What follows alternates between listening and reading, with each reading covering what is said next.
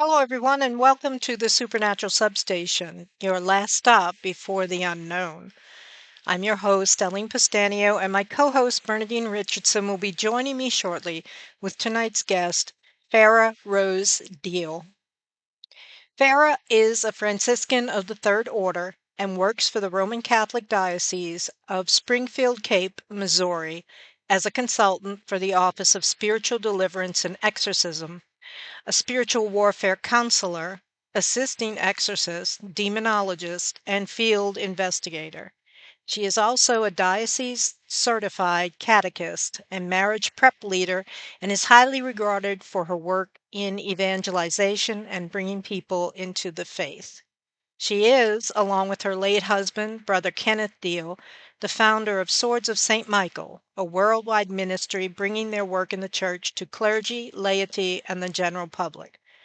Farah has stated that she does not restrict herself to helping only people of the Roman Catholic faith, but reaches out to all denominations, as well as the faithless, as a true ecumenicist.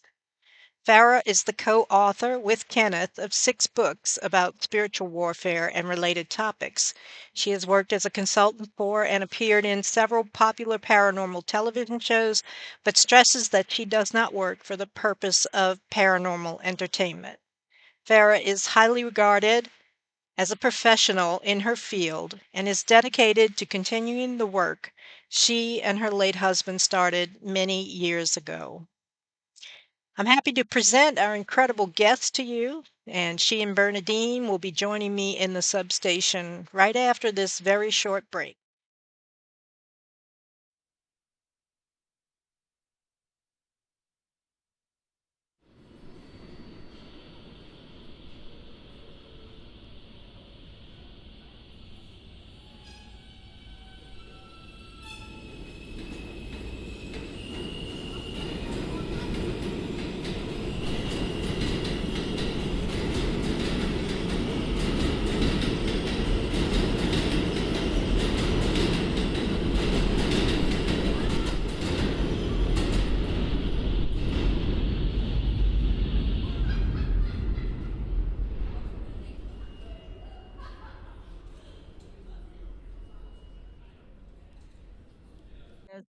As it is, I'm still doing what I'm supposed to be doing. I haven't gotten back to writing yet, but Mhm. I'm still, working with Deliverance, Exorcism, and doing what I'm supposed to be doing with, other exorcists all over, the world.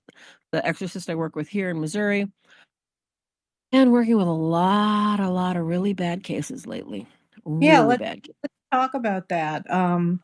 Just for the sake of the audience, tell us about yourself and what you do. You're a deliverance, Well, know that. And yes. good. I'm a deliverance minister. I'm also ecumenical, meaning that it doesn't matter if you don't have any faith, anything but Satanism. I will do my best. I will move mountains to help you figure out how to get to a place of peace.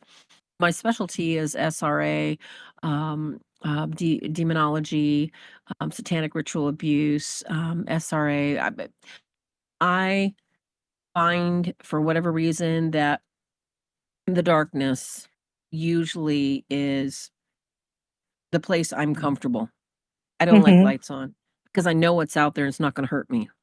Other Mhm. people, us to help them get out of the darkness and into a place of comfort. A little bit about me in case the audience doesn't really have any idea who I am. I'm kind of came on to the whole, I don't know what you call it, preternatural, supernatural, ghostology scene about 15 years ago. And I thought that what I was doing, which was I guess you would call I wasn't a ghost hunter, but I was part of teams that would go into some place and do investigation, haunted investigation, just think, is there something really going on here? So my entire locus of focus was always, to help people, to calm them down, to let them know that you didn't have to try 1,000 million different things. You just had to try a couple simple things and refocus, redirect, open your life to all these positive changes, and things are going to happen for you. And then when I met Ken, it had became much more religious centric. Religious mean to bind. So you bind yourself to the ideology and belief that, there is a God that loves you, and this God wants you happy, and he wants to give you the things that you want. However, you can't keep chasing the things that he doesn't want you to have. So from there, I took one of his books and I created the Christian Demonologist, because there was too many people out there who love Jesus, love God, that felt that, the Catholic Church either is too limited. They're, I don't know, some people call the church, I don't know, the Whore of Babylon. They call it all kinds of things because they don't understand it. I think if they realize, we don't worship Mary and we don't worship a lot of things they think we do, they Mhm. might have a little different attitude. But I thought, I have to be very ecumenical, and because I help everybody, we did the Christian Demonologist to explain to people that demonology, which is only the study of the demonic footprints, which is, like I said, I believe that is my expertise, because I am still doing it. As I said, Ken passed away 5, almost 6 years ago, and I have found that as I've moved away from the pain and separation of believing that I was a couple and that I was going to be doing something on a bigger scale in, writing books and educating and everything else, that I'm still called to do that on a more private and permanent level with Swords of St. Michael. Swordsofstmichael.org is a website I still use to get people lots of deliverance, healing, and exorcism tools. I also create videos because the devil hates Latin. I do a lot of prayers in Latin on the YouTube channel, Swords of St. Michael. And I'm still doing my best. I started out with how people don't realize that the demons that operate, because the demons have been given control of this earth, Mhm. my perception and my venue is to say, hey, look, maybe your mother, your brother, your coworker, your husband, maybe this person isn't really angry. Maybe they're not really hateful. Maybe they're just listening to the bad angels. Mhm. And because they don't have that awareness, they're being used to hurt you. And in that sense, you're being oppressed. How do you break depression? You got to recognize it first. And sometimes it takes a lot of years for people to realize that the biggest reason that people are oppressed and possessed is because of old traumas, old wounds from, when we're very young, that we are so, shall we say, susceptible to these hurts, failings, and everything else, that we allow that wound to color the rest of our life. So that, I have basically, been that tree that's been pruned down to hold all this information to try and help women, men, children, teenagers understand that, woundedness is not, it's not a life sentence. It Mhm. is it's a river of rage that we must row through, that we must overcome, that we must take into consideration that we didn't cause this, we didn't ask for this, we didn't do this. However, because of other people's free will and things that do happen, this is gonna make us stronger and make Mhm. us mightier and make us love more and be more and do more. And it's hard to see that in so many walks of life. And, whether you are, ghost hunting or demon hunting or whatever, there is so much more out there that cannot be explained and will not be explained by anyone that's alive. This won't Mhm. happen. Mhm. Yeah. That's wild. And this And it is wild. It's even wilder when you die and you have fun and you're like, I ain't coming back. no, And then you get not my sent kind. back and you're like, why? No, I refuse. No, not again. No, indeed. Um, You just gotta laugh at the dark side because it can't touch you. Not unless you let it. well, that's true. People. One of the quotes that means the most to me, or that I think of most often, from Christ, is, "I have overcome the world." So when Amen. the world, like the state of the world today, I mean, Oh, I'm mercy. surprised that there's we see it. They don't even try to hide. Nope. You know, Nope. the worship of Satan and everything, and Ugh. they don't even they don't care. They believe that they've won. Like the just the other day, the Olympic scandal. The Oh, open. it was so ugly. It was, and I'm really upset about it. Not that I'm upset at the drag queens or the lesbian or the this or the that. I'm upset. I said the same thing. I did a show. I said, "I'm not upset about those people." No, At the idiots that thought this is what we want shoved down our throats as normal. right. I'm mad. I No. think about it and I look at it. I'm mad at the first of all the denigration of our faith, and Yes. second of all, even more mad at the blasphemy of my God. This is Yes. just blasphemy. And in the days following it, one of the I read one of the I think it was Bishop Strickland, on he was on X, but blasphemy, the sin of blasphemy, is more offensive to God than murder, than the sin of murder, Yeah. because it personally offends him. It is Mhm. directly against him, and we are obligated to call it out. We are obligated to shame it. We are I'm obligated. so glad you said that. Very few people, people wanna say, "Well, it just wasn't my cup of tea." It's worse than not your cup of tea. Yeah, Way worse. it is. And I mean, we have a responsibility as Christians to God to defend his Yes, name, to defend. And I hear so many people saying, oh, turn the other cheek. And look, other than my butt cheeks, I've only got two cheeks and they've been turned, and exactly. I have no more to turn. And you have to be meek. Christ was meek and he went meekly to the cross. Yeah, there's courage and meekness, but he also Yeah, braided his own whip and drove the moneylenders and the whores and the prostitutes out of the temple too. And that is right. precisely. And Oh, I'm I agree. I saying agree. that 1000%, honey. I mean, I'm not saying those are bad people that I saw. And look, it was the person who created it, who came up with the whole the act, the whole opening ceremonies, let's say, who planned it out, plotted it out, and got these people to participate. And I'm sure they were happy to participate, but it's there's a line. This is not the big, it's not RuPaul's Drag Race, okay? No, It's it's not. This is not something that people sports. chose to see. This was thrust upon them, unwanted, unbidden, and it was planned. It was a planned act of the Antichrist using Mhm. people to basically destroy, disrupt, and create chaos. That's exactly. I've said in anywhere that I've really commented about it, and Mhm. it's I've just said that was one big ritual.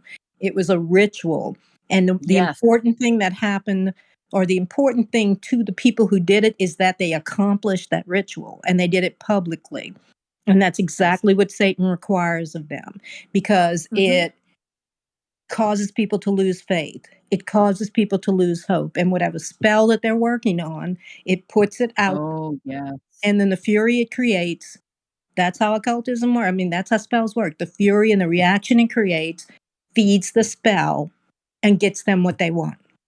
Oh, But yes, in it this does. instance, I think, and recently, I mean, I'm talking generally now, the state of the world that we're in, I think they're bearing their ass a lot. I mean, I think they are getting clapped back because it's their hubris exposing themselves, saying, "Oh, we can do this. We can get away with this," and they always show their hand. And then Always.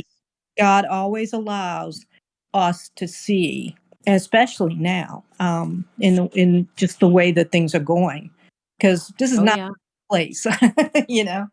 I don't know Nope. how I feel about, a lot of people saying end times and all this, but the Antichrist, I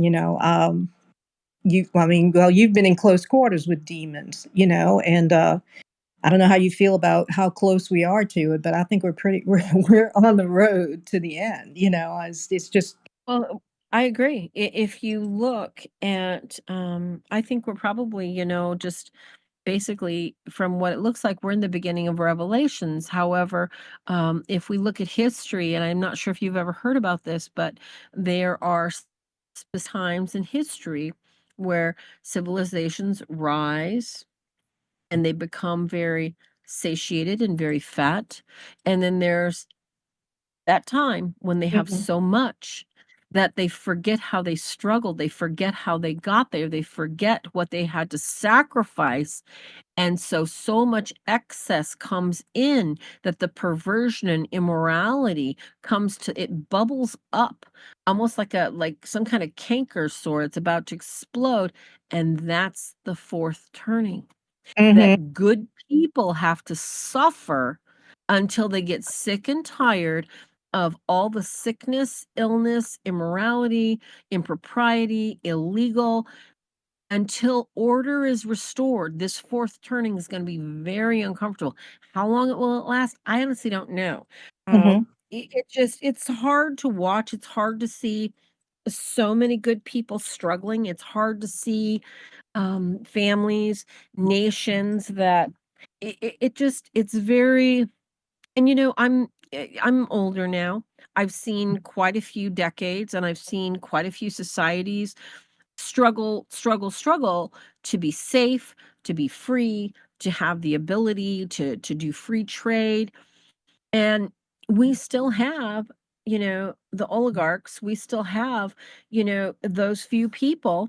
And just like, when Rome dictated, three-quarters of the earth and was basically controlling people Mhm. and, taking their tithes right back to Rome, this is no different. We still have the powers that be, the Rockefellers, and I don't wanna name a bunch of names because I never Yeah. like to give, credit t to the Satanists or the people that, basically worship and bow down to, The whatever usuals. they are. Just call Yeah, them I the just won't usuals. do it. But we know that the people that control the wealth are Mhm. sitting there like Soros, playing with new Mhm. viruses and vaccine, playing with levels of fluoride that they poison us with. And Mhm. if that isn't satanic, if that isn't evil, I don't know what is. And Absolutely. how better to control a population than to control their water supply, their Mm. food supply by changing it from healthy food to insect matter. And I'm No. serious. Yeah, I know. And It's like, it just it's like, if people don't think that's demonic and satanic, they better wake up because, the water they're drinking, the reason their boys have little man boobs is because they're drinking all this birth control that's in the water that's that not gotten out. yep, that's ex And all the endocrine disruptors that we have in every single bit of the plastics that we heat our food in, eat our food in, cook our food in. People aren't understanding that this was not prevalent 100 years ago. We didn't no. have now granted, women were powdering their face with arsenic, look beautiful, but we did not have the people that had the money, only. We did Yeah. not have that because we didn't give them that power. Now they Mhm. come into our lives every single day and tell us what we are and how we should be ashamed of who we are. That's the thing. I mean, we have the when people will say, "Oh, well, such and such, they thought it was the end times, when Rome fell. They thought Yeah. the end times during this or that." But it's like, okay, fair. However, what we have achieved technologically in just the 20th century, we advanced Oh, yeah. 1,500 times more than everything prior going back to the year one. I mean, the 20th century, and a lot of Oh, people. yeah. I don't think it's just human achievement, No. especially when knowing Aleister Crowley and people like him were doing rituals to basically crack open um, space, Oh, ether, yeah. the Mhm. abyss, open the abyss, and bring them. He was trying to bring about the age of Horus, the Oh, yes. bring about the apocalypse, and thought that basically that elites would be ruling everything, I guess. But because of that, he did rituals and he just basically cracked open it. I mean, we went into radio, telephone, war, Yep. World War I, the advancements in industry, the advancements in science, the advancements, and all these things are all anti-God, basically. I mean, Yes. they're good things. Science is good, and and he gives us the intelligence for that. But everything is basically lifts up man. Like, oh, this, look at this doctor. He got this cure. Oh, he's wonderful. Look at this missile. It's 3 You're times. right. You're right. It is. That worship is not normal. You're right. Right. And that's what they do. And they give them prizes and everything. And I mean, it's got us to where we are today. And then along came Jack Parsons after that, and he got us to the moon. And Candace Owens, I've been watching some of her videos on YouTube. If you watch long enough, everything pops up eventually. But Isn't that the truth? I do Yes. watch what she does, and she's kind of discovering the role of occultism in the advancement of all of the sciences and war, and the roles it played, especially in the 20th century. And she's just like at the oh my God moment. She's like way down there at the oh my God no moment, when people like us, or anybody who knows anything about occultism knows, yeah, but wait till you get over here, wait till you get up here. Oh, And that's what yeah. that thing was that we saw on TV. It was a huge ritual. Everybody's running around saying, oh my God, it was it's not just an affront to God. You have to look at the whole occult side of it and how these people function and everything they do publicly. And I'm talking a certain group of people who are higher and more whatever, way up there, 1% people, and they want to rule the earth. But, you got to look at everything they do. They don't do anything that there's a reason behind what they're doing, everything they're doing. But they have accelerated it. They have pushed it up. They had, spanned it out over a certain amount of years, but now they're really locking down. And I agree.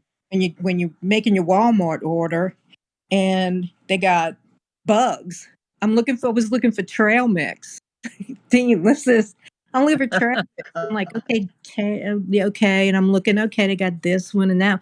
And then this brand bag shows up, rolls up while you're scrolling, Irby's. And it's got crickets and grasshoppers and some other thing in it. And I'm like, oh my God, they're at Walmart. At Walmart. Yeah. Okay, you can buy bug trail mix. Isn't that gross? It's disgusting. And if you eat bugs are not good for you. Bugs are not good for humans. You can't digest it. Right. We don't have the ability. It'll poison us. Right. And there's certain things that are okay to them and it won't hurt animals, but that accumulate in us and then kill us, Every time they just want to kill us. And people how can anyone say that that's not satanic? That's not Satan.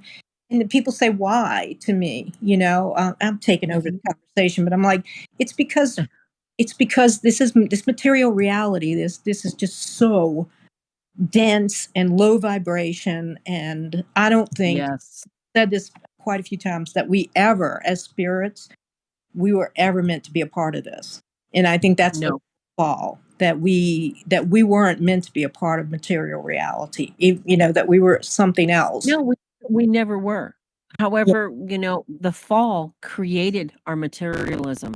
The fall created this flesh. The fall created the fact that demons were given power over the earth. I agree. We are pure spirit. And that is the divinity. We were spoken into a reality, into a place of potential so that we could be exactly like our creator. And instead of creating, we broke a few rules and got kicked out of the playground. Yeah. Now we're going to work our way back in. People say, it's like, well, how could that happen? And how could God do that? And I was like, God didn't do it. That was not his plan at first And look how bad it was that he had to come in here himself and die and ransom us, all of our spirits, out of the world. So the next thing I say is, well, who do you think he was ransoming us from? Not himself, the God of this world, but not the Satan, the God of this world that everybody, that everybody worships and all. It's like, well, he had to pay a ransom to who? 1/3 of the Trinity, his father. I don't think that's right, but I don't know. But anyway, we were talking about all that. And I know you must have some opinions of what's going on with the Catholic Church and everything and how that's going. Oh, quite a few. How many I wish to share is probably Yeah. I am professed Franciscan sister, and in my criticism of my beloved Catholic Church, I must, preface that my imperfection is greater than any they have. Mm-hmm. And every facet of imperfection God knew before he even came to this earth. He knew that Christianity, which is the Catholic Church, even though, we've segmented into so many different varieties, because that's what Right. Catholic means. Catholic means universal. Knew that we would be so chaotically disturbed, so confused, so torn by the Satan's Hashatan of this world, of the air, of the fire, the water, the earth. These demons are given dominion over every single part of this earth, and knew that his church was going to be infested, rejected, Mm-hmm. molested, on every level. So, you know, sadly, just like everything else of this earth, the Catholic Church is prone, or is, shall I say, infected with anything that is of this world, Mm-hmm. greed, hypersexuality, homosexuality, chaos, confusion. And does that mean that, that it's a bad church or it's the bad place to be? Well, I am not the judge. I'm that's above my pay grade to say what's bad and what's not. I do know that Catholicism is the hardest faith to live in, but it's the easiest one to die in. Mm-hmm. I know exactly what's going on. When I smack that other car, or the other car smacks me, and I'm like, okay, Jesus, take the wheel. I'm ready. I know exactly what's going on. I'm not worried about it. Whereas, because of some of the anger, the bitterness, misunderstanding, no person, no church, no entity on this earth is perfected here. We are only perfected once we leave here. And Mm-hmm. so, when people call, I'm, former Franciscan formation director, spiritual director, and say, well, what's going on with, this bishop or this pope or this person? And, how can this person say they're Catholic and receive, Holy Communion if, they are stealing or molesting children, or what, any number of holy high crimes against humanity that they're committing? And I just say, I can only say that God in his perfect will loves the person that was committed to him. It is up to the person that is either baptized or committed to him, that has committed the atrocity, to have the free will to say, Father, forgive me, and abandon the whole negative, ugly molestation, whatever it is they're doing, and turn to him.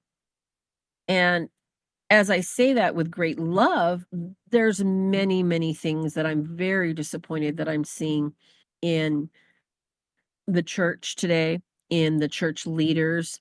And we have turned, those 12 wonderful disciples that just, were arguing and bickering, well, who gets to be first when we go to heaven? Who gets to be first? And who did Jesus come to when he came out of that tomb? The disciple he loved the most, Mary Magdalene. Mm-hmm. And how do we know this? Because these writings are apocrypha, they're not known, but we know he loved her the most because she, like his mother Mary, who is revered, not worshiped, Mm-hmm. loved him the way he was, wasn't going to judge him, wasn't going to fight. She just wanted to be in the same room with him. Mm-hmm. And the apostles were like, well, what about me? And what about me? And what about me? And what about me? Because that is the nature of fallen man. Yeah. Fallen man, fallen institutions, fallen religions, fallen corporations, everything here is tainted by the demonic influence of the physical world that we live in. Mm-hmm. So consequently, we have to look at whatever other faith we practice or don't practice. This world is not our home. This world is a matrix. This world is an illusion that we are growing either towards God or towards a pit of nothingness. Mm-hmm. And that's Absolutely. pretty hard for people to understand when they don't want to believe it. They just want to enjoy it.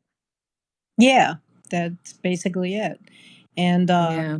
especially in entertainment and everything, I've heard it described that, well, basically it's like the old fashioned put your signature here, sign my book Yes.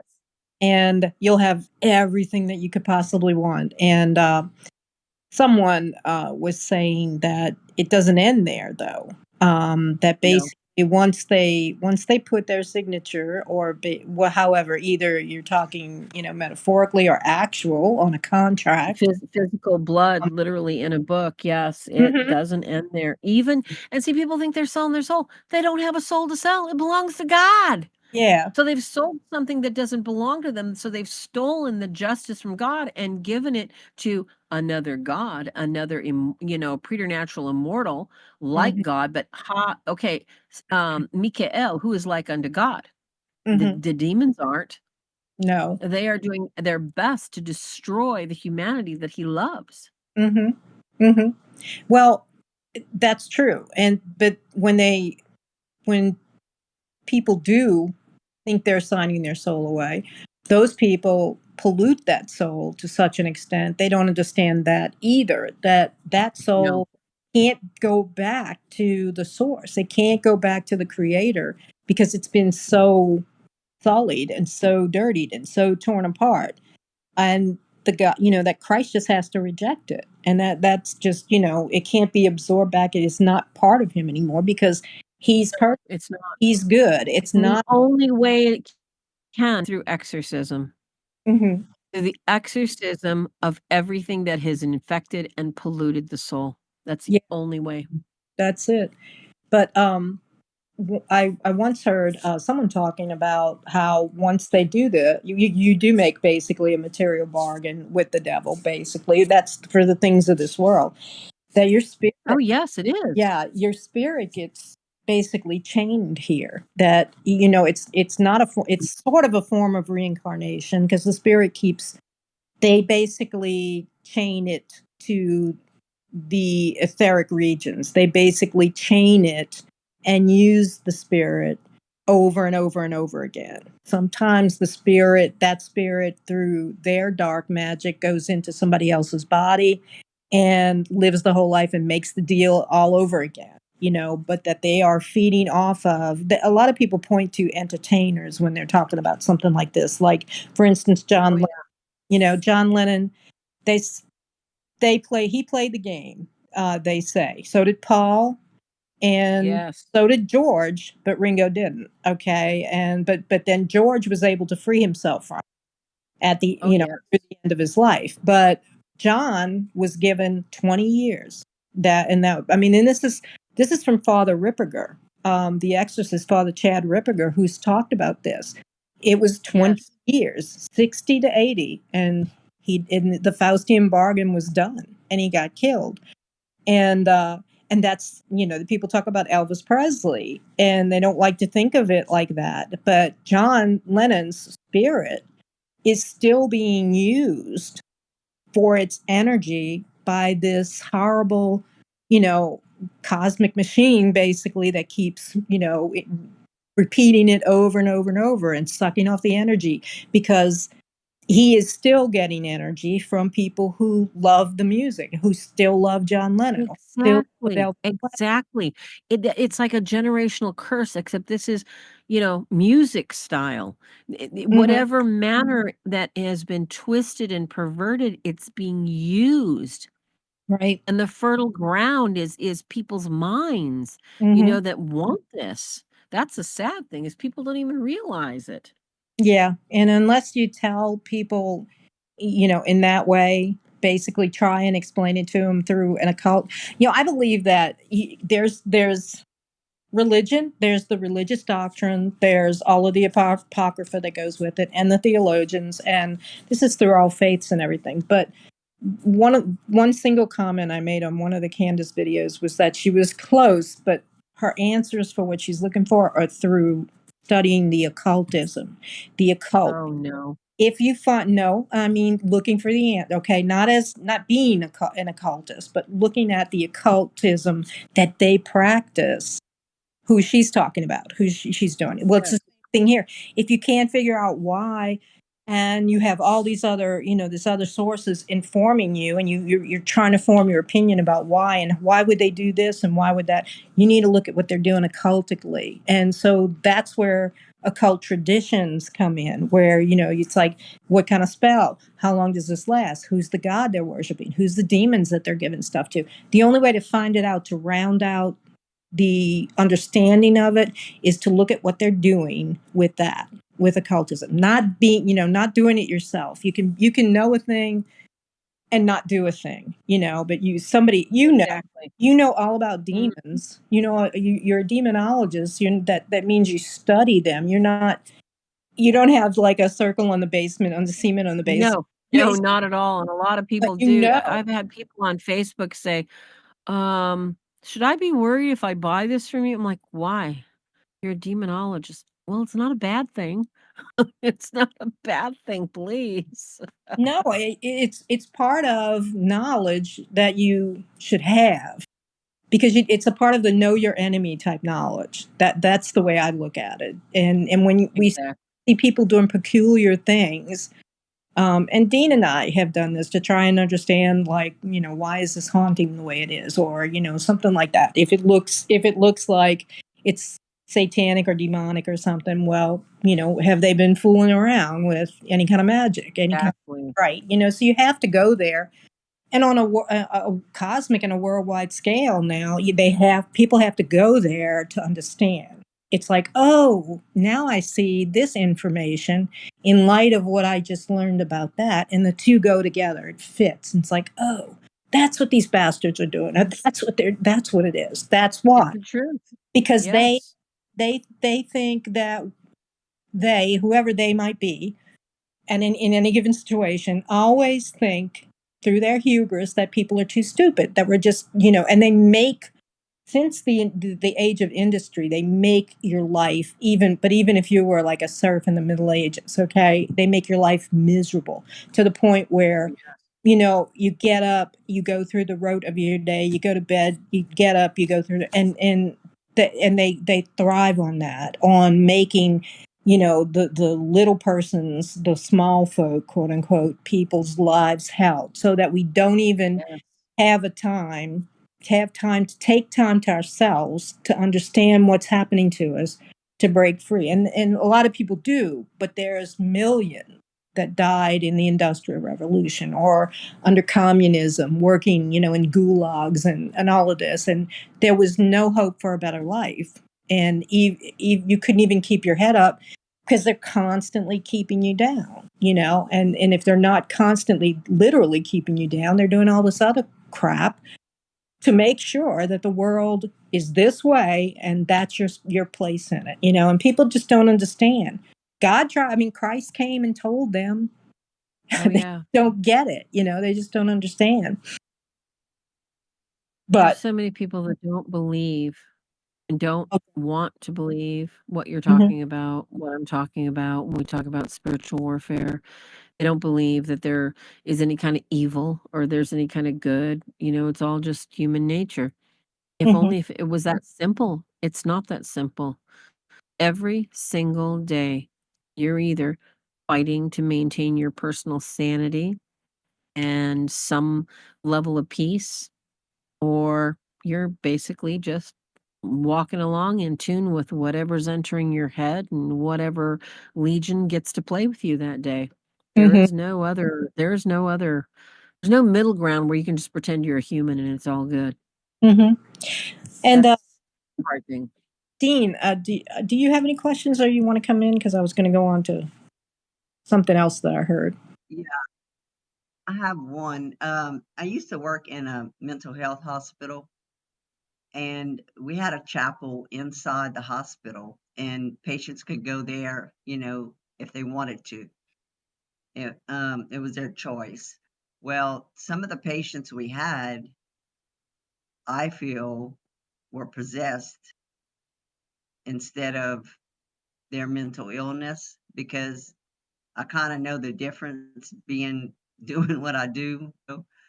Like, I guess one of the symptoms of that possession would be that person would know things about you that nobody knows, and that's a stranger to you, you know? And so anyway, I asked the doctor one day, I said, how do you know if a person is schizophrenic, hearing voices and telling them to do bad things or whatever to other people and themselves, or if they're actually possessed? If that's something that's inside of them making them do these things, how do you know the difference? He said, well, possession is not a diagnosis.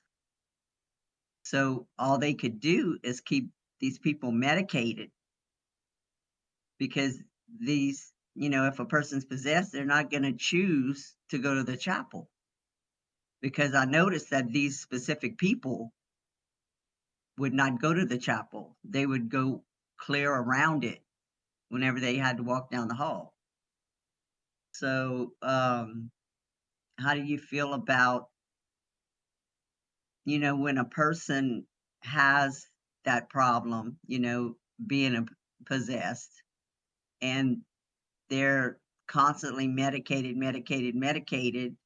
but then they get out of the hospital because they can't keep them forever, and they stop taking their medication, and their possession gets worse, Or and they go for help, and they can't find help because some of the churches turn them away thinking they're mentally ill. So how does a person get help when they have that problem? That's an excellent question. I've dealt with that a lot the last 2 years.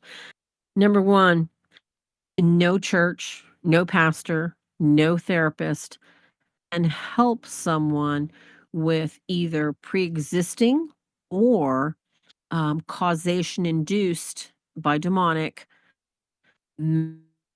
disease, disease of the mind, that they are not Mhm. in a right reason. Because if you cannot reason with someone's mind to help them move forward, there is no help. And a lot of calls I've had this year are people that believe that they can get off their meds and that there is a solution or there is someplace they can move to and they're going to get told there. They have these mystical experiences with any number of, Jesus or dead relative, and they truly, and this is the difficult part here. I believe that what they experience is real to them. However, in this last case I had was really, really sad about this young boy. There is no supporting person, eyewitness, physical evidence to determine that what they see, hear, or feel or experience is real. Now, and Alni was saying earlier, you can go into somebody's house and, maybe feel a cold spot or maybe sense that there's something different. There's something going on. So in the case of mental illness, which there's so much unmedicated mental illness, how much of this is demonic? How much of this is organic? I am, since I work for the Office of Spiritual Healing, Deliverance, and Exorcism, I am adding a portion of my intake to include people's habits. How do they eat? How do they sleep? How are their bowel movements? How are their digestive cycles in relation to their sleep cycles? Because there's been a lot of evidence this last 5 to 10 years that your gut biome decides your level of depression, your level of potentially seeing things out of the corner of your eye that not be, may determine whether you have sensations on your skin that some people think, well, I'm being molested at 2 a.m. every morning. Come to find out that they're very low in vitamin K, vitamin B12, and are dehydrated. So there's so many things that go into our mental and physical well-being. I tell people it's a 3-legged chair. You've got the physical, you've got the mental, and you've got the spiritual. If any one of those are off, you're going to be cockeyed. And when you have, let's just say that we have the generational spirit of a mental illness, whether it's suicidal ideation, and God bless, I hope nobody listening has suicidal ideation. I'm going to pray for you right now if you do.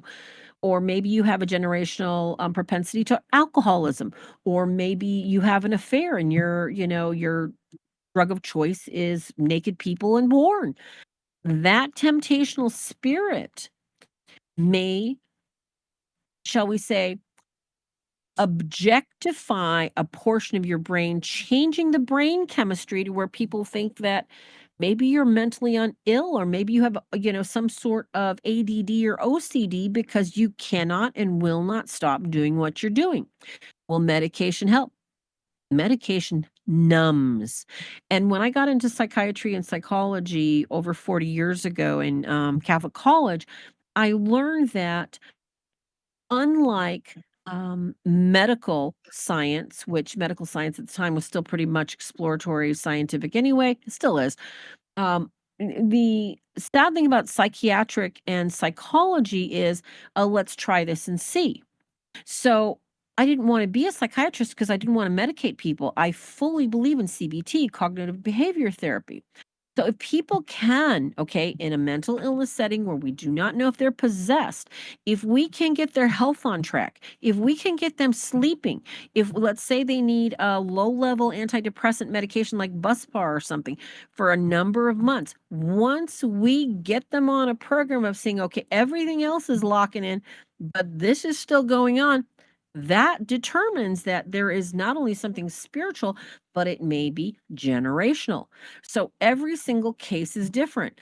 I wish so much sometimes I could just, say, hey, Jesus, just give me what you had. And I can just say, demons be gone, and they're gone and they're fine. No exorcist I know does this. It's a battle. It's a struggle. It is an ongoing daily thing for these people, whether they have mental illness, whether they have oppression, caused by their, shall we say, poor health habits, traumas, happening from the age of 3, molestation happening at 7, beatings, from 9 to 10. These traumas are the biggest number one issue in possession, because these traumas are open wounds that legions of demons are like sniff, sniff, sniff, and they keep picking until they dig it. And the person is just like, they're all over the board. They're depressed. They're sad. They don't sleep. They don't eat. They pick bad relationships. They abuse. They cut. They do this. And in a nutshell, there is no easy determination from, is a person possessed, schizophrenic, or are they just, schizophrenic and pretending to be possessed? I've seen a lot of possessed and a lot of schizophrenic and a lot of combinations of both. There is no person that's oppressed or possessed that does not have some degree of mental instability. Why? Because if a demon at your mind, you're going to have some issues, whether you're sad, you are bipolar, or whatever else other classification they want to give you. As you were saying earlier, will a possessed, oppressed person ever go into a chapel? Why would they bother? Their prime directive, especially if they get off their medication, is to go bother somebody else and make them suffer as much as they are. Demons' number one locus of focus is to make us, turn us into them, turn us into their attitudes, their motivations. They want our personalities to reflect their personalities. Hence, we've got narcissism, we've got Machiavellianism, we've got psychosis, we've got so many psychiatric labels for, the person is excused because they're this, when the personality was just basically subverted to act just like the demons that are bothering them. So it's so sad that we have the opportunity to go and create fresh minds, new beginnings, by allowing exorcists into mental hospitals to go do exorcisms and let those people get on a healing path with their food, with their diet, and maybe some low-level medication so they can get better. But it's not allowed because, like you said, possession is not a diagnosis. Possession, they think, is a symptom, where I see possession is actually a result. Possession is the, or I should say oppression, because possession is very rare. Oppression is really, really common. And that's the result of a lot of physical, mental, and basically traumatic anguish in an individual. Mm. Mm. Lot to unpack there. Yeah. Yeah. Yeah. Because Yeah. I mean, there were studies done. Now, one of the ones, the oldest ones, was by Dr. Wickland, Mhm. 30 Years Among the Dead. And he and his wife was a medium, and they found that more than 50% of the people in any given institution had some sort of attachment, some Yep. sort, whether it was demonic or it was a human personality, a human spirit that was attached to them for whatever reason. I mean, he was even higher than that. I mean, he was in the 60 percentage through just interviewing. Father Ripperger says it's closer to 80-85%, and I'm Now, with him. yeah, 75-85%. Wickland was writing in the 1920s, an entirely different world. But now, with the Isn't way, that amazing? absolutely, yeah, and I now believe him. And Jesus, I think sometimes it's higher than that. I mean, it's gosh, but Walk into a Walmart, you'll mm, walk right through it. I cannot. Oh, That yeah. you brought that up. I'm so glad. I'm sorry, I apologize, but No, no, no. It's like this is something to talk. I can't be in there. I have no. like a saturation level that's like 20 minutes You max. have to run in and run out. You I can't be there too long.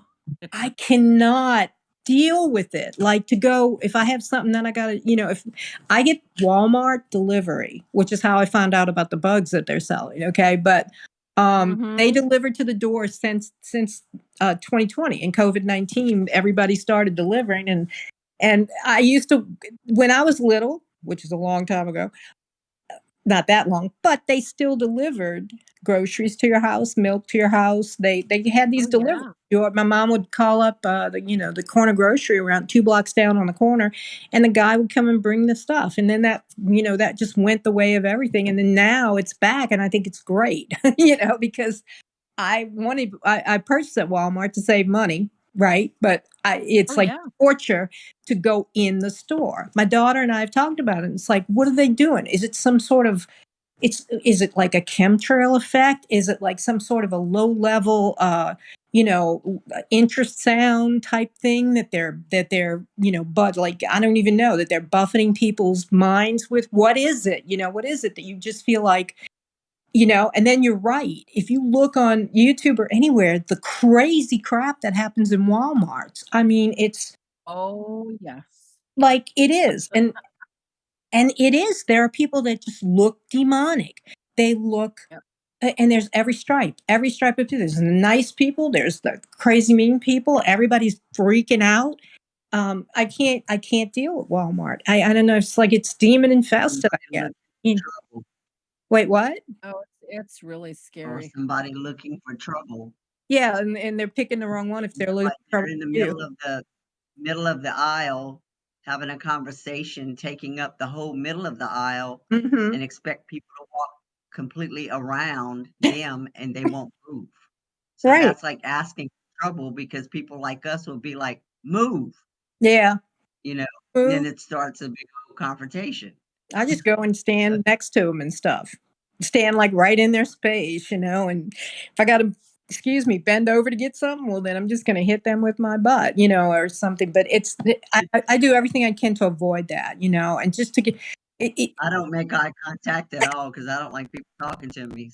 I'm I so know, right? well. That's so funny. Yeah. Yeah, I don't want that either. And it's like, okay, and then you come out and you're pushing your basket, get to the car, get to the car, get to the car. And even in the parking lot, there is the potential for complete drama and stupidity, right? Like somebody almost runs you over. Somebody's like, are you stuck behind that slow person Walking out the behind door? your car, you're backing out. Yeah, Yeah. hitting you with their Oh, it is. walking It behind you, is. pushing you out, and oh my god, and there are actually channels on YouTube that have true horror stories from Walmart, not just the people they see in Walmart, which is one whole thing altogether, but I yeah, know. horror sto Nobody should have to look at that. oh, gee. I have taken pictures in Walmart, I have to admit that. Now, I've only shown them to, like, my daughter and other people close to me, but it's like, no, I don't know, but it's like, you know you look at them like, you got up today and you decided to put that on. You made a Exactly. Walmart is the try-on place. Let's see if people at Walmart like me. I can wear this out in public. wear this, I'm gonna buy more stuff, and that looks like this at Walmart and Goodwill. I mean, Oh my gosh. but it's true. It's like there's, I have a story. It's sort of off topic, but my brother was when I was about 11 years old, Yeah. or 12, going on 12. My brother he's 8 years older than me, and he was bringing his girlfriend and her little brother back to their house in New Orleans. We lived in New Orleans, and he called up. The phone rang, and my mama goes, "Oh my God!" And what had happened was he had gotten in a wreck at a big intersection, like he had gotten T-boned. Oh, Actually, I no. think both of them had run a stop sign. Like they the other guy was another teen, like, well, older teen, like my brother.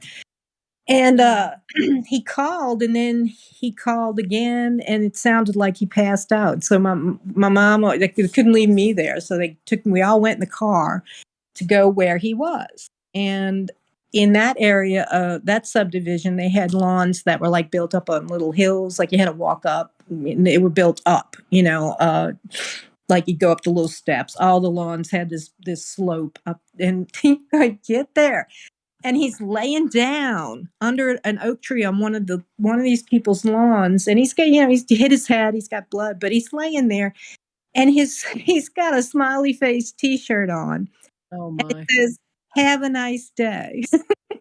And I was like, and from that moment on, it was like, I always have worn like black or, just dour looking things or nothing ridiculous, if I go in a Oh car, yeah. accident, because the absurdity of it. Well, that's Walmart. It's like, you decided to put that thing on you today. Please cover up. Please do that. Exactly. I think it's a haunt of demons. I really do. I can't, there's no other explanation for it. And there are some people who literally can never go in there because it's just so active. And the other thing that I was going to say was, I was watching one of the Exorcists. You mentioned Ripper, but I can't remember this one's name. But he's Spanish. He was speaking Spanish. But someone asked, Carlos Martin? maybe it was somebody like a Costas or something like that. It was. I'd have to look, but they asked a question that people, I guess, think about. It's like, well, when they're not possessing people or oppressing people and, doing evil things, what do demons do? Where do they go and what do they do? And the priest said, well, he said, demons being mental spirits that affect us primarily on the mental level, they crave intelligence and they crave intellectual enrichment, just like a student would here, somebody who loves, studying. And he says they cluster in universities. Oddly enough, the priest said this, and I was like, Oh, wow. yeah, there's the answer. It's demonic. But he said they go to centers of learning like that, and they always are learning and increasing their knowledge.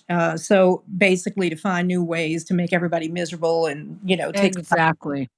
But Mhm. they are the universities, he said, are full of demons, and it was like, Mhm. that's an understatement. That was the understatement of the year. Of course they So are. true. It's so Mhm. atheistic. It's so materialistic. It's indoctrination. It's and that. It's in the Catholic universities too. It's in the Catholic churches too. I've Mhm, seen them. They're everywhere. mhm, Wherever you will find people looking to change, create, do better, musical institutions, it's saturated. mhm.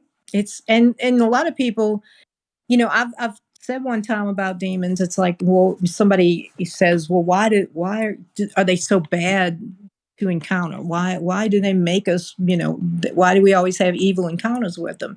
And I said, well, that's an interesting question, because really, they're just being themselves. I mean, it was like where they are, wherever they go, they're part of this universe for some reason.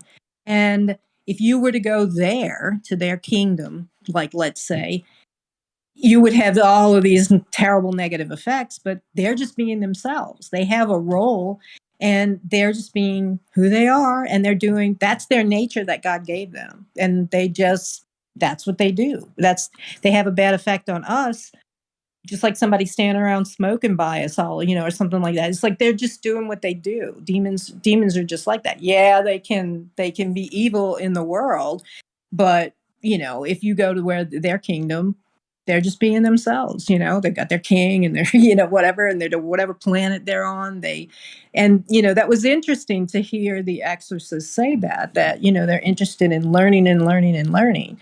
I mean, because knowledge these days is like not a good thing anymore. It's good, but the kind of knowledge that they're pumping out of there is just, it's not good. We're losing like 2 generations at least before we can get them back from what's being pumped out of the universities. But I just thought that was, it made 100% sense. I was like, that's it. Well, I didn't need it told to me. But it was interesting that they, what they do is they learn about everything. They want to know about the world too. Well, they were there for everything that happened, but they find new ways to mislead us and do their work here, So I thought that was really interesting. But Walmart and the universities, it makes perfect sense. It just really makes perfect sense. It's so sad too. It is too. And what has become a learn? I mean, the universities weren't like that when I went, but now this is years ago, a long time ago, early 80s. But I do know that I was majoring in communications, and I was writing. Well, I wanted to go write for the school paper over at the university I went to, and I was told, you have to have not only the tagline and all that, but basically what it boiled down to is you need to lie, and that was that was 70, 79, 80. You need to lie, this is, you need to make this story sound, quote unquote, ... So even then it's like, it's intentional. And that's why I never went on to, I didn't want to work for the paper, and I never really continued with communications because it was like, I wanted to be like a news person or whatever, maybe, some work for a paper or something at the time. And I was like, look, they're all lying, you have to lie. I was like, there's nothing wrong with this story. No, you need to soup it up. You need to do this. You need to tweak that, and I'm like, well, basically what you're telling me is I'm lying. I have to make stuff up. If I want to make stuff up, I'll just go to creative writing, So that's kind of, it was like, even back then. And I just never did like college. I never did like university. And now I understand why. I just never really did fit in. That and mathematics undid me. Oh my, I totally get that. Math is demonic. So it should be outlawed. But so your work continues today, and you have others that work with you, and so I mean, what's a typical day like for you? What's Gosh. And the funny thing is, it's, there is never a typical day. I mean, today is what happened earlier was a typical day. When you are doing what you're supposed to be doing for God, you can expect there's going to be lots of marshmallows, Tic Tacs, Tidy Bowl, anything it can happen, will happen, and you will be tripping over it just to try and get something done. A typical day can be going to meet people in person or intakes. It can be scheduling, going to a house and being with someone to assist in blessing, deliverance. It can be spending 2 or 3 hours with a few different catch-up past cases or checking in with old cases. This is an ongoing learning experience for me as I delve into and get more and more cases that the open wounds and trauma bonds have created the oppression and obsession in them, that where they're almost, not completely possessed or ready to be possessed, but it leaves them totally open for further mental infestation. A typical day is, if I don't if I wake up, the second up, I'm praying. The second that I come into any form of consciousness, even if I gotta get up and go use a little tinkle room, thank you, God. Thank you, God. I've got legs. Thank you. I'm gonna go back to sleep. Guardian angel, you better help me sleep because I don't want to toss and turn. I am in a state of either constantly praying, or I'm praying with somebody on the phone, or I'm praying with the people that I'm meeting, or I'm praying over them in English, in Latin. I do my auxilium prayers daily because not only do I pray for the people that I'm involved in deliverance, healing, and exorcism, but I'm also praying for the other exorcists that I work with, including the 2 that I work with here, as well as ones that I work with in other states. Prayer is probably the number one grounding and touchstone of what I am and who I do. I've started writing again, and that's every other day to every day. I try and take 10, 15 minutes and re-edit and rewrite. Um, my life is not completely, um, shall we say, ordered toward, you know, I'm not a priest. I'm not an exorcist that does this 100% of the time. I'm just a deliverance minister doing what I can to help give people the tools that they need to deliver themselves until I need to step in with bigger help and bigger guns.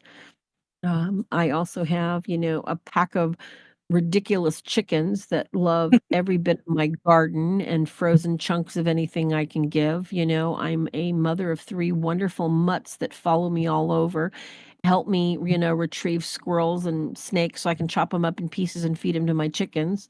I chase my guineas around so they can eat ticks. I do what I can to, stay healthy and active. At 61, I want to be here for at least another 20, 30 more years. So hopefully that I can complete what it is that I'm supposed to be here to do and help others that are stepping into helping other people get out of dark places, whether it's mental illness or oppression, a lot faster than I'm doing, a lot cleaner, a lot neater. However, you know what? The best thing is as I end my videos, because I just started doing videos again on Swords of St. Michael YouTube channel, the battle's already been won. And I'm hoping to give you the tools to win the fight and win it right. Yeah. And I hope to help other people do that so that they can take whatever it is that they've been given and grow it into a beautiful garden for somebody else to be full and share and create their own garden. Mhm. It's all about the journey, Yeah, really. it is. I know, I saw someone post on Facebook. You know how they post, like, different little things. "What has God done for you today?" Name one no, Oh, name one thing. They just do this to, I guess, to get engagement, but name one thing that God has done for you today, and my answer was, "He let me wake up." That's it. Just the fact of waking up is a miracle. That's a start. That's a start. It's a miracle, and all throughout the day, um, like, for instance, my pantry, let's say, I gotta move a bunch of stuff to get something in the pantry. Stuff falls, and I'm like, "Ah," Oh, and, yes. like, I'm thankful that I have this food in my pantry, just stuff like that. I mean, I don't wanna sound too sappy, but I try to be thankful the whole day. Thank you for this. Thank you for air condition when it's 100 Oh, degrees. yes. Oh, We my word. thank you for water, cool water for the plants, for the dogs, and I mean, it's just I just do that, and but then I'm hating on why I gotta go to freaking Walmart. It's like thank you, I have a car. I'm glad. Yes. Go to Walmart. Yes. So it's trying to like balance it, but I do try to stay thankful. I mean, I make a conscious effort to be thankful for everything, every little thing, because there are And people. gratitude. Yeah, Yes, gratitude's the best attitude. yeah, It and really I is. try to. I lose it in Walmart and in traffic. It's like if I wish I could. I'm in traffic and I was like, if I could just I just want to be, just let me be God for like a half a second and just go, and half the people. It's like, Oh, yes. I know, but it's like, oh, it's so frustrating. But Very. Dean, do you have any other questions for Farah? I have something I just wanted to ask her. Oh, no, I'm good. Okay. Well, Yeah. Farah, when we first started talking tonight, you were talking about how you and Ken had been sort of part of that big explosion of the paranormal, which landed everybody on TV, not necessarily us in Yeah. a long way, but TV and different teams. And there was the Ghost Hunters, then Ghost Adventures, and all these other people. And it's still going strong, but in a weird kind of way. I was wondering what do you think about the state of the paranormal, quote unquote, field today? What are your thoughts about that? Having been there, kind of like explosion. I've been there in and out, and I know quite a few people that ride the waves for numerous reason, and I think that it is, as the human condition is, we look when we've been tossed into an ocean, we look for the nearest raft to grab onto, whether it is a piece of the airplane, whether it is an inflated raft, whether it is, just somebody's life vest that we find. We grab what we find and we float until we can get to dry land. And that's how I see the whole paranormal explosion of, here, come look at this possessed item. Oh, here, listen how, I saw these orbs go right downtown Hollywood. I look at it and I see people that are in that ocean looking for something to float until they reach solid ground. And then they can start their real journey. That's how I look at it. Yeah, because some people have fallen by the wayside. Some people you never hear of, and then there's a whole bunch of young people just flowing into it, especially with the advent of YouTube and the popularity of like TikTok and all that other stuff. I mean, Oh my and gosh, you're so right. I feel like an octogenarian. I'm looking at these people like, making, and good grief, if you find And one. they claim to know it all, these little 20 and 30 something. "Oh, Yes, I know this, I've done this." It's like, I'm "Ooh, so boy, sorry. have you got something to wake up to." Look at this, look at this this security camera footage with oh my God, then the shadow goes by. And I was like, I saw that shadow on this one, that one, that one. I mean, it's Yep, like filters yep. and being able to manipulate stuff and all that. And I'm like, it doesn't seem, you got to really It's look. not real. It's not real. It's not real. They have It's taken smoke and mirrors, really. entertainment and just ran with the entertainment. They got people like, college age, 20, and teenagers, Yeah. young tweens. Look at this, it's a ghost, and look at this. And there are some people who are still serious, but, you know, I don't, I was just wondering what you felt about it, having been there, kind of like in the early I days. didn't want anything to do with it. I didn't want anything to do with it, basically because I've been there, done that. My, many years, I did a lot of modeling, acting, etc. The supernatural, paranormal, especially when you're talking actual money that people are willing to spend and just listen to you expel your fabulous stories, you're told what to say. It's a Mm, script, people, and you try and tell people that and they don't believe you. And then of course you meet the people that have been doing this for so many years, that have been on TV. They're like, "Oh, no, it's all natural." They exaggerate. I'm not going to call them open liars. They oh, exaggerate to mm, get what they want across to people. That, "Don't you wish you were me?" No, yeah, I don't wish I was you. That's why I've stayed away from it, because lots of people say they want to help people, and then when it gets tough, they're not there.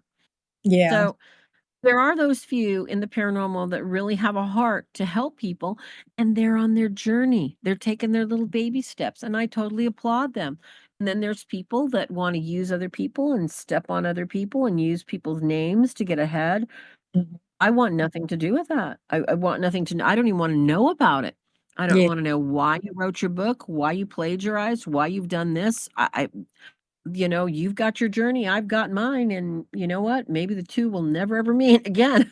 That It just it's just sad. it is, and old hands at it like us can tell when they're faking, like, from a mile away. I Exactly, and you just wanna go the other way. Yeah, it's like, turn that off. Fast forward through all this. People are making bank on YouTube with all of this kind of BS. But I came across Jason Hawes. He has a YouTube channel. The Mhm. founder of Ghost. Everybody knows who he is. And he also does plumbing still on the side. I was going through his videos and looking at it, and I was like, seeing what he's doing now, and then all of a Yeah. sudden, Uh-huh. like, this video comes up, how to unstop this drain or how to remove this from a bathtub. And I'm like, what? And he still does plumbing. He still works for That's cool. yeah, and I'm like, well, he must be saving all that money that he made, or something. I don't know, because I don't know, maybe the does. ghosts are talking to him, tell him how to do the plumbing, I don't Yeah, know. he was a plumber Seriously. before. Now he's just like a richer well, and I'm like, well, more power to you. If you've saved all that up and you've invested it in your children and everything like that, then great, great. That's wonderful. Yeah. They made a lot of money. And plumbers, hey, plumbers make a bunch of money. Oh, they do. They really do. They rake it in. There was a we're gonna wrap it up pretty soon, but anyway, well, we're gonna cut you loose here, Farah. We're going off into we should do a whole other show on just how they handled it in the Middle Ages and, the Renaissance, basically, or even Dark That'd Age. be so funny. Yeah, Oh, yeah, the Dark Ages, oh my gosh. yeah, The sensationalism on, the hypnotic effect of, the power of suggestion, which everybody was a witch because everybody was crying at the same time. mhm. Mercy. Or Oh, dance. yeah. It was a There's that. crazy time to live in. There was that whole town that just danced for like 12 days. Everybody danced. I mean, maybe even longer than that. They danced and danced. One person started dancing. It was like the song that never ends. And then the whole village would not stop dancing. They danced and danced and danced until some of them dropped dead and all. And they said it was demonic possession, or it was somebody found somebody to blame. But Maybe it was that wonderful grain that yeah. they ate Hmm. that infested their brain that Hmm. they all basically got very sick from. Yeah. But And they that'd be danced. too simple. Yeah, no, they looking at it, they think it's something like that it was something, sort of Yep. this happened with the Salem witches. So, but anyway, well, it's been great having you on the show. And finally, because what people don't know, what you were talking about, is that this is like our second or third time trying to have the show because Mhm. we had communication issues. So it's for real, folks. But if someone, It is really for real. yeah, it is. And then it was for real on another way, so you can have your adult beverage, and and it'll be all right. But Yes, it's time for my adult beverage and nighty night, folks. um, indeed, mine too. But I don't drink anymore. I just can't drink. I stopped a long time ago.